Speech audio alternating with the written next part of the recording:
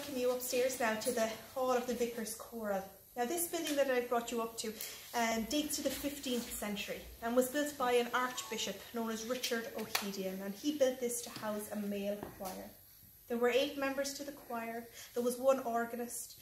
They lived here, but they sang and chanted in the buildings outside. The men that were here were extremely wealthy. As payment for their singing and chanting, they were granted over 2,000 acres of land around the town of Cashel, and they were also given a seal of office. Now the seal of office, I'd like to show you what it looks like, as there is an enlargement hanging over the fireplace. But originally they were metal, and they were smaller than the size of the palm of your hand. Each member of the choir got one. It entitled them to go to town. They were able to purchase goods from a merchant. They could use the seal like a stamp, and the archbishop paid their bill.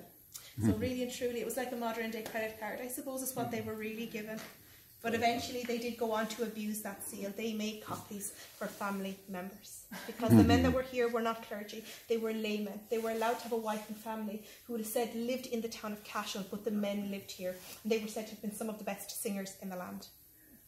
Now the building itself, it is the only restored building on site. It is the only type of its kind in the country. Normally these buildings were in Great Britain and in France. Restoration work started here in 1975, but it wasn't completed until 1982. The men and women who restored this building, they used the medieval tools and methods of the time.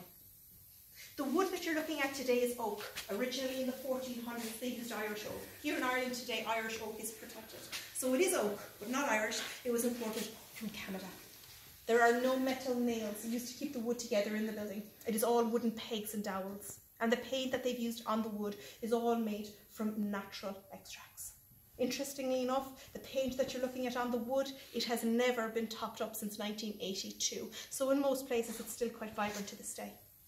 The walls of the building that surround us, they are original for the most part. They are painted today in what we call a whitewash or lime wash, simply done at that time just for the choir to brighten the room up. Because you can see here, as you look around, the windows are quite small, and they didn't have the artificial light that we have in here today. So it brightened this room up for them somewhat.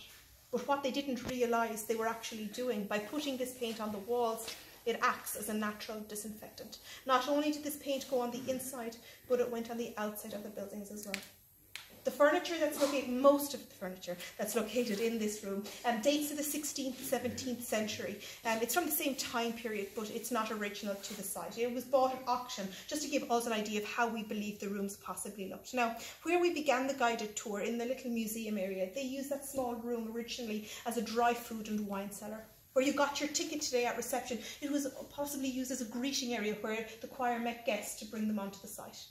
We've climbed the stairs and we've passed through the little kitchen where they cooked. We're now in the dining area where they ate their food and possibly entertained guests, because behind or above some of you there is a gallery.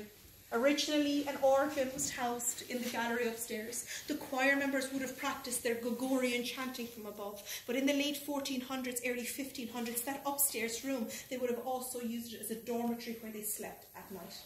Again, a telltale sign of that is the fireplace. The large fireplace to the building here.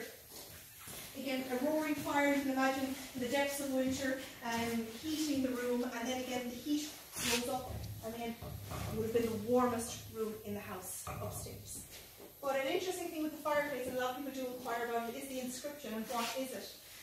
It's in Latin. It is an inscription. 6 letters are missing from the inscription, so the middle stone has been replaced. But what it reads is Edmund Saul and Edmund Hackett, or Hayden, had me made. And these were the stonemasons who put the fireplace in at that time.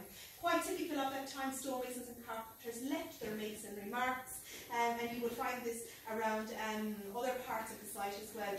But this was quite an elaborate carving onto the fireplace. The final thing I'd like to show you here at the back of the room, as you walk in, you probably all noticed it, is the tapestry at the back wall. And this is a 17th century Flemish tapestry. It is the Queen of Sheba in the centre, meeting King Solomon. And in this there are many imperfections. I'd like to firstly show you the lady to the far right. If you look at her torso and her shoulder area, she is extremely masculine. The Queen of Sheba herself, okay, she was Ethiopian. The hand that she is reaching out to the king, if you count her fingers really closely, she has 6. And the little boy holding the shield, his right foot is that of a hoof of a horse. And they did put these in on purpose because at the time they believed that only God could create something perfect. It is done in many cultures across the world. I can assure you there is a lot more in there that I'm unaware of. But these tapestries at the time not only hung on the walls for decoration, but more importantly, it would have been for insulation to help keep these buildings some way warm inside.